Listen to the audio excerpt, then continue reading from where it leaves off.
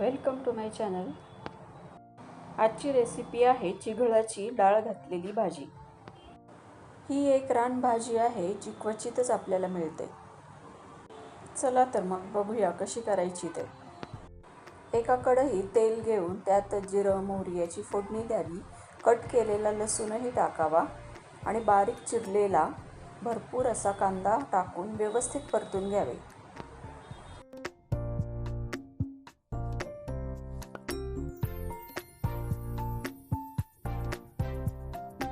कांदा व्यवस्थित परतून झाला की त्यातच थोडीशी हळद, चवीप्रमाणे मीठ आणि भिजवलेली तुरीची डाळ टाकून हे सर्व पुन्हा एकदा व्यवस्थित परतून घ्यावे।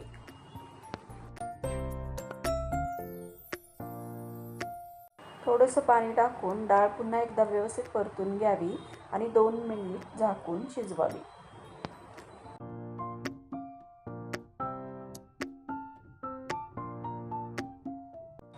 दोन मिनिटानंतर धने जिरे पावडर, लाल तिखट टाकून पुन्हा एकदा हे व्यवस्थित परतून घ्यावे। आता यामध्ये स्वच्छ धुतलेली चिघळाची भाजी टाकून व्यवस्थित परतून घ्यावी।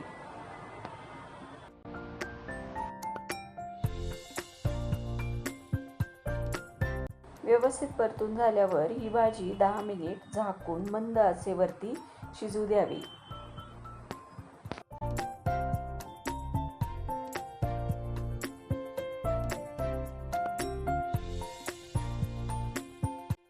आता याच्यामध्ये भाजलेल्या शेंगदाण्याचा कूट टाकून ही भाजी पुन्हा एकदा व्यवस्थित परतून घ्यावी। चिघळाची भाजी खाण्यासाठी तयार आहे।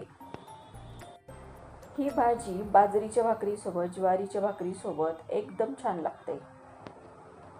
व्हिडिओ आवडल्यास लाईक, शेअर, सबस्क्राईब करा। तर पुन्हा भेटूया एका नवीन रेसिपीसह। तोपर्यंत थँक यू, बाय।